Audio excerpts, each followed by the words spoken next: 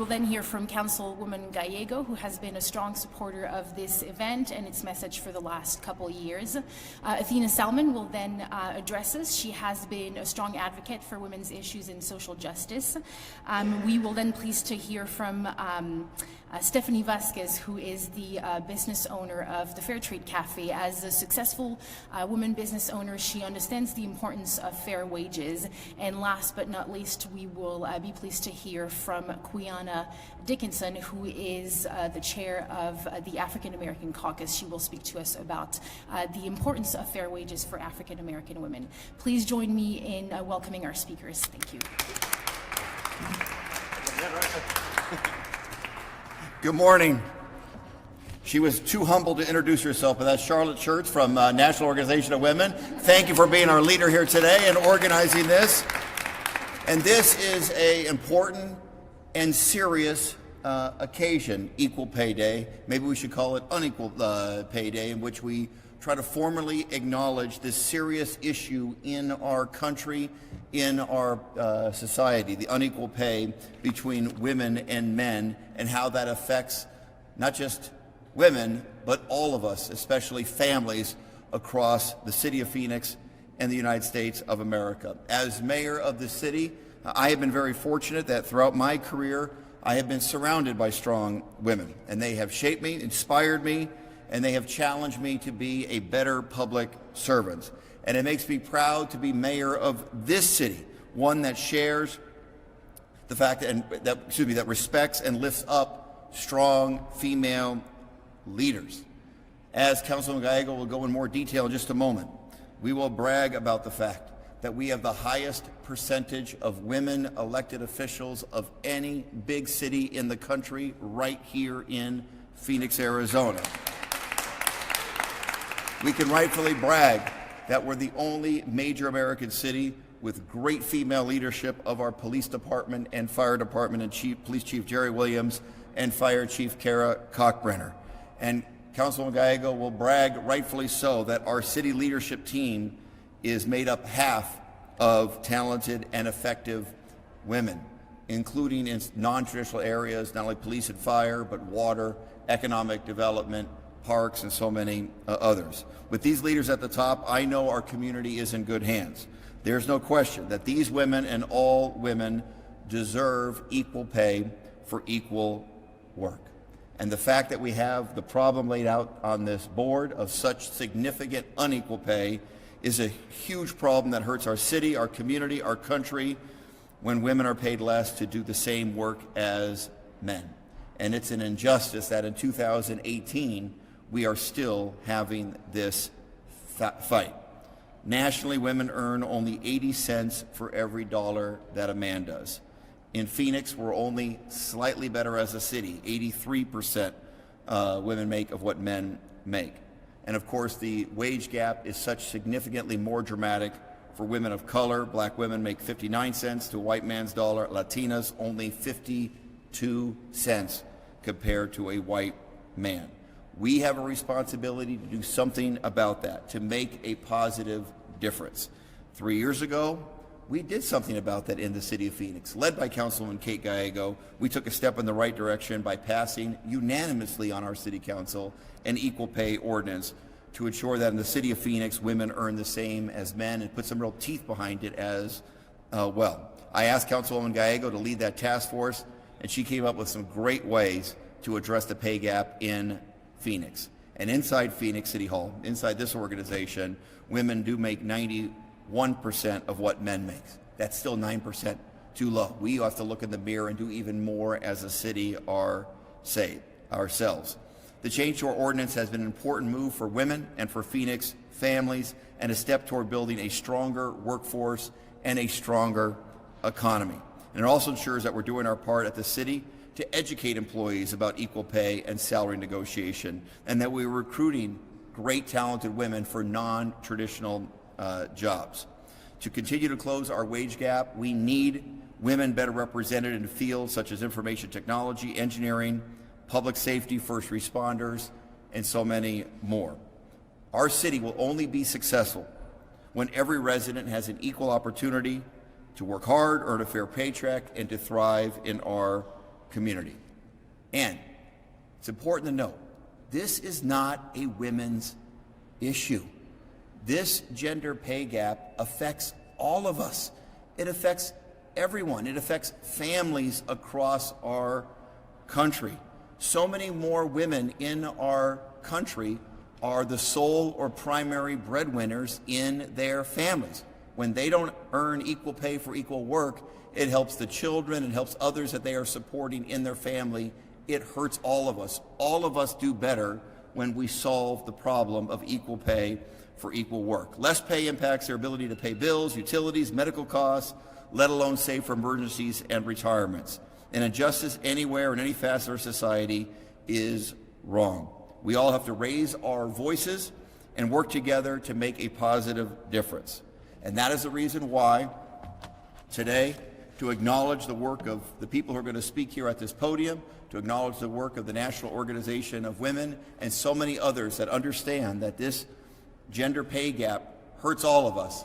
I want to make sure that we officially acknowledge this in the city of Phoenix. So today, I, Greg Stanton, Mayor of the City of Phoenix, along with our City Council, including Councilwoman Kate Gallego, do hereby proclaim April 10th, 2018 as Equal Pay Day in the City of Phoenix. Thank you, Charlotte, for organizing this here today.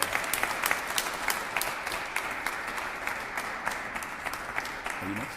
Okay. I mentioned her many times as I spoke because she has been our great leader on these and so many other issues here in the City of Phoenix. Next to the podium is our leader on equal pay issues, Councilwoman Kate Gallego.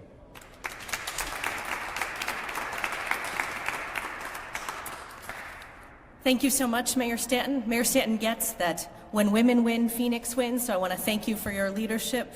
Women have been taking over leadership roles since Mayor Stanton arrived, and we want to thank you for making sure that great people get the job regardless of background. Today is one of the few events we have for the purpose of getting rid of this event.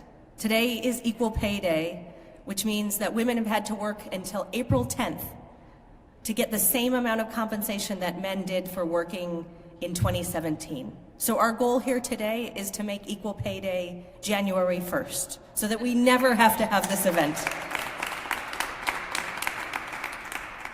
It's not a happy occasion, but it's one that gives us an important opportunity to have a discussion. We want to remind employers about their responsibility to give equal pay for equal work. We also want to remind women that we need to do better about negotiating our salaries. We need to go in with good research, demonstrate the value we provide to our employer, and make the case for that equal compensation. The City of Phoenix hopes to be a partner in that area, and we work led by our Women's Commission with great nonprofits like the YWCA to provide that kind of education for women so that we can close the pay gap. We're really proud of Arizona and Phoenix's record with women in leadership, and we hope to also be very proud one day of that record when we become the first city and the first state to celebrate Equal Pay Day on January 1st. As the Mayor Stanton mentioned, the City Council unanimously passed an equal pay ordinance. Now, anyone who does business with the City of Phoenix, when you sign that contract, you say that equal pay is a priority for your workforce. And we're very proud that our partners at places like the airport have really learned a lot from their partnership with the City of Phoenix. We've had employers say, well, I always give my employees a raise when they ask for it, and not realize that it was their male employees who were asking, when sometimes their female employees were doing even better work and they were trying to earn that raise but never made the direct ask. So today we remind our employers to look at the compensation, make sure you're making the right decisions, and that your compensation is fair. April 10th is a great day to review your human resources practices and say that employees ought to be compensated equally for equal work. We at the City of Phoenix try to do that as well. We are doing pretty well in terms of equal pay for equal work, but disproportionately, women are not in our higher paid occupations at the City of Phoenix. We had a small step towards that progress. We went up 0.5% in terms of closing our pay gap over the last year. That represents about $328 per year, so real money, but real work still to do ahead. However, we do have really good progress to report in terms of women in leadership. The reason that's important is research shows that when women are in leadership, the pay gap is much likely to be much lower. And that's been a real priority for us at the City of Phoenix in terms of making sure that the best qualified applicants have the ability to rise in leadership.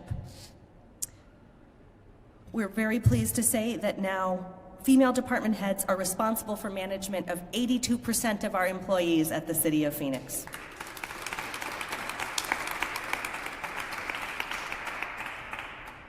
Our 5 largest departments, each with more than 500 employees, are all led by women at the City of Phoenix.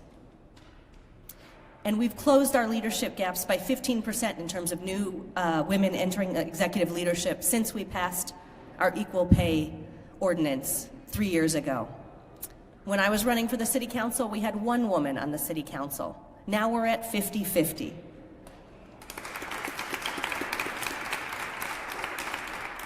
Maybe even the next mayor of Phoenix will be a woman.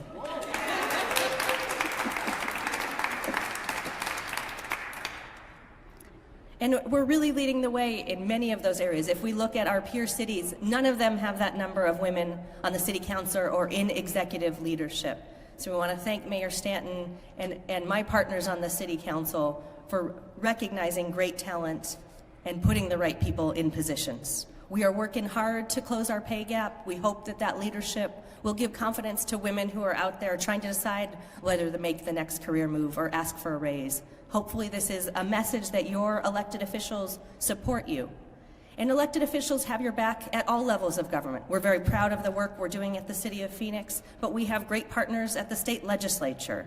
And I'm very excited to welcome next to the podium one of the real champions for working people, including women, Representative Athena Salmon.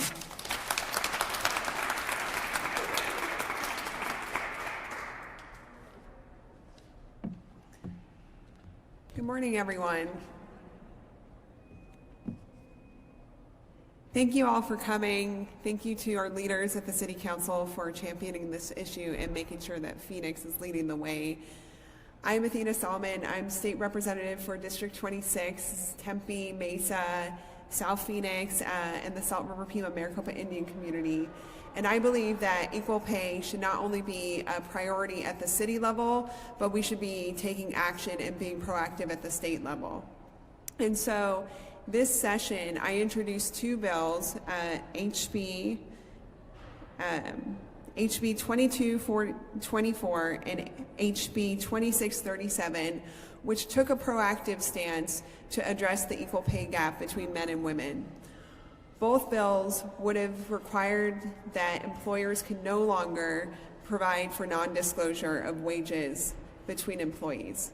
You know, in my experience working in the nonprofit industry, every single job I've had, I had to file a non-disclosure agreement in which, had I disclosed my wages with another employee, had my employer found out, I could have been fired. And the caveat is, if I'm a woman and my male counterpart or my Caucasian counterpart is getting paid higher than me for equal work and equal talent, how else am I supposed to know that gap exists between me and my employer? So that's something that we could proactively do at the state level. Unfortunately, the bills did not get a hearing, but we still need to continue to have this conversation. The other piece of, that my legislation sought to do, and it was modeled off of the New York City ordinance, was to be proactive in the sense that we would also prohibit employers from requiring you to disclose as a prospective employee previous salary history.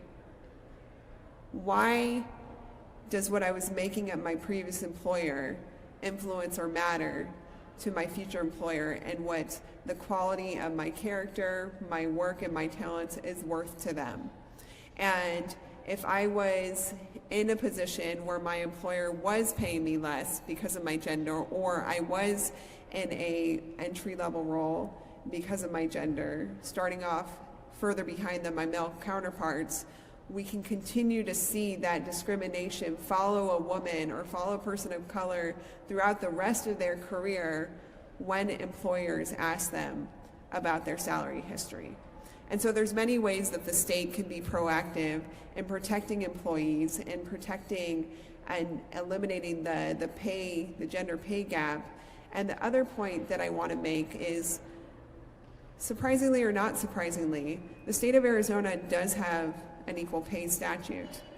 And when I was doing research on my bills to figure out how I can improve the statute, one of the pieces of information I came across is this statute has not been updated since the 1970s.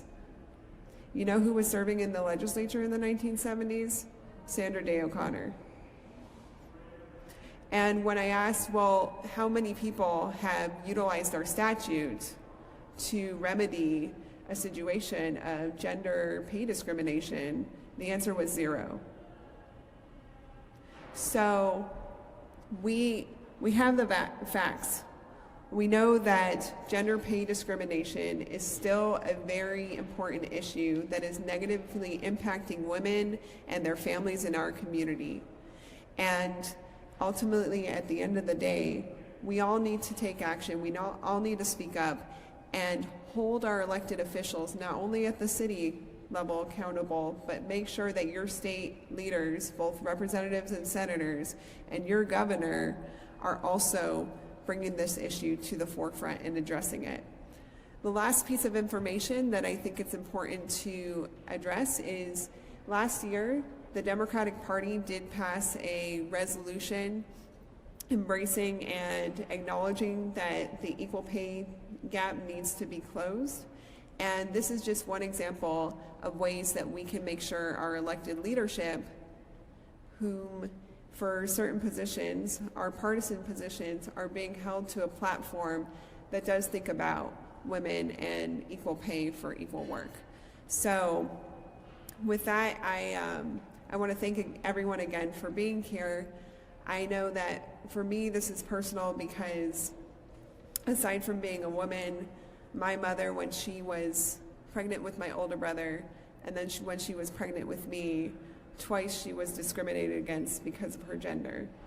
And the irony is that when she was bypassed for promotions and higher pay, the irony was that her employer said her male counterpart, who had less seniority, less experience, he needed the promotion because he had a family to feed.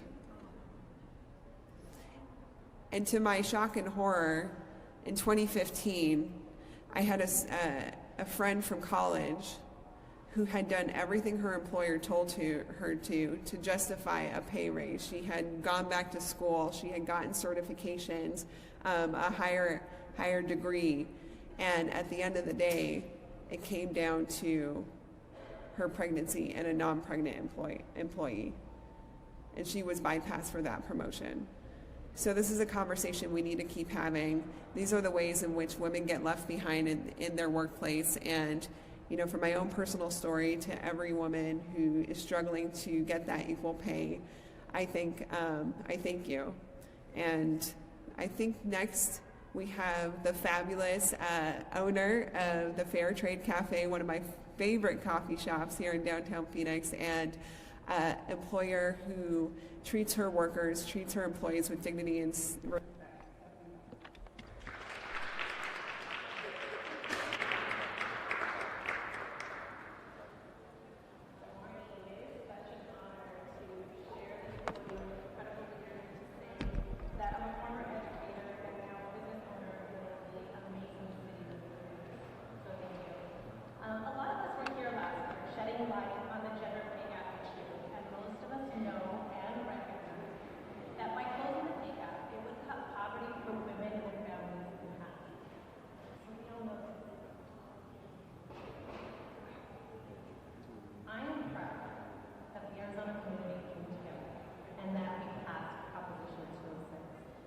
What this meant was that deserving Arizonans were women.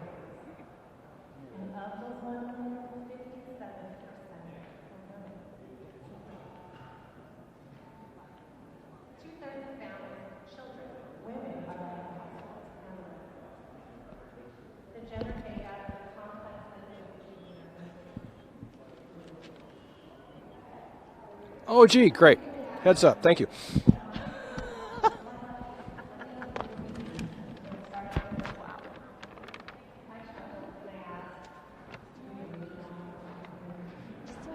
should post right here. I might move right here for the live shot, just so you have to get closer.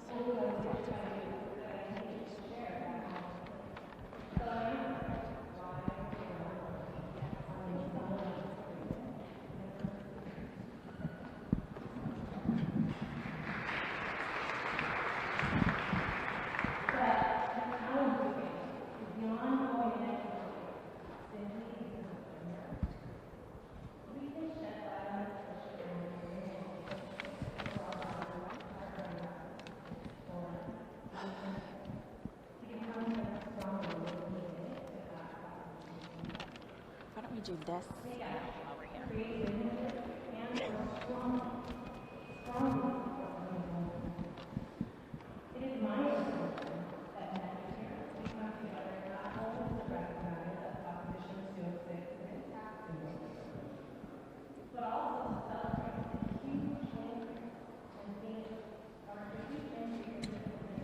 Correct, no shot, and please don't take video until after I show the cupcakes.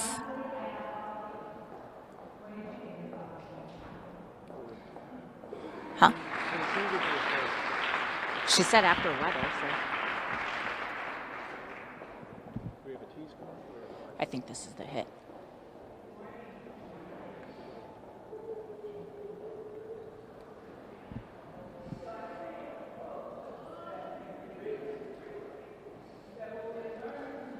Good morning. I'm Mayor Stanton presenting that proclamation. Today is the day that women would have to work to make just as much as money as men made last year. So take a look. You'll notice some of the women are wearing red, and that's to signify the fact that women are in the red until today to make that amount of money for the same job. Now, you take a look over here. They're doing this great demonstration. They're having a bake sale of cupcakes. Now, what does that have to do with the wage gap? Well, you can see they're saying, well, for every dollar that men earn, women are making 80 cents. So the only way to really create and fix that disparity at this moment would be to charge men more to make up for that difference.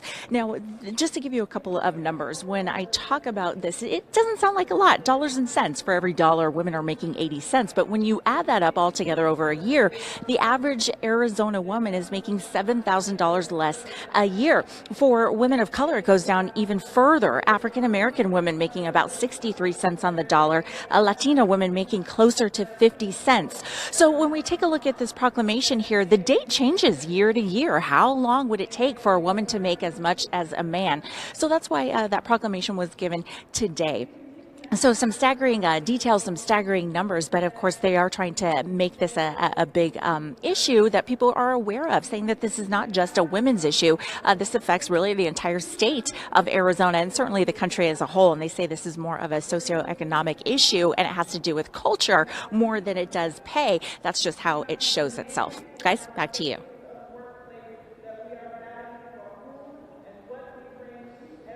Claire.